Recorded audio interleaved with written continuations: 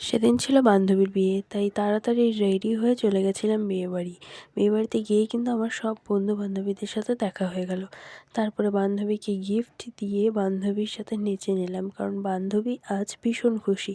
তার 4 বছরের ভালোবাসা আজ শেষমেশ পূর্ণতা পেল। বাহ! বান্ধবীর সাথে নেচে আমাদেরও খুব ভালো লাগছিল। তারপরে বান্ধবীর সাথে দেখা করে চলে গেছিলাম স্টলে। স্টলে খেয়ে-দেয়ে আমরা বান্ধবীর বিয়ের প্যান্ডেলটা একটু ঘুরে দেখছিলাম এবং সাথে দেখে নিচ্ছিলাম বান্ধবী কী কী নিয়ে যাচ্ছে তার বাবার কাছ থেকে। তারপর সেসব দেখে বান্ধবী খুব তাড়াহুড়ো করছিল, কারণ তার বর চলে এসেছিল। তারপরে তো আমরা বসে গেছিলাম খেতে। আর খেতে বসে তো ভীষণ ভীষণ মজা হচ্ছিল, কারণ সবাই একসাথে অনেক দিন পর আমরা খেতে বসলাম। আর যাই হয়, তারপর আমরা খাওয়া শেষ করে সোজা চলে গেছিলাম বান্ধবীর বিয়ের অনুষ্ঠানে।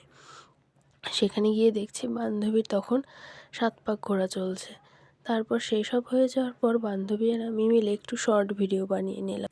আর আমার এই বান্ধবী কিন্তু এইসব করতে ভীষণ ভালোবাসে। তারপর না আমি একটু পা দুলিয়ে নাচছিলাম। তখন আমার বন্ধুরা বলল, "কিরে, তোর কি নাচার খুব ইচ্ছে হচ্ছে?" আমি বললাম, "হ্যাঁ।" বলল, "চল, তুই আজকে নাচবি।" তারপরে বলে তো ওরা আমাকে একাই ফেলে দিল নাচার জন্য।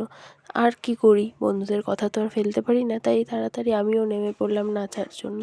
আমি কিন্তু বেশ একাই নাচছিলাম। অনেকক্ষণ একাই নাচার পর দেখলাম অনেক লোক জড়ো হয়ে গেছে। তারপর দেখলাম তারাও নাচ করছে। এর ফাঁকে আমার বান্ধবীরা বলছে যে, "না, আমরাও তাহলে একটু নাচবো।" তারপরে এই যা কথা তাই কাজ।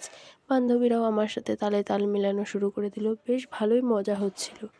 অনেকক্ষণ কিন্তু সেখানে আমরা প্রায় নাচানাচি করেই যাচ্ছিলাম, কারণ আমাদের সবারই বাড়ি খুব কাছাকাছি ছিল বান্ধবীর বাড়ির থেকে। তাই বাড়ি আসার তেমন কোনো চিন্তাই আমাদের ছিল না।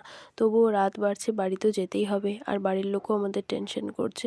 তো যাই হোক, আমার গলার ভয়েসটা শুনে অনেকেই বুঝতে পারছো যে আমার শরীর খুব একটা ভালো নেই। তাও আমি তোমাদের সাথে এই ছোট্ট একটা ভিডিও শেয়ার করলাম। তোমাদের কেমন লাগলো জানিও। এরপর কিন্তু আমরা নাচানাচি করে সোজা বাড়ি চলে আসছিলাম। So tata, by.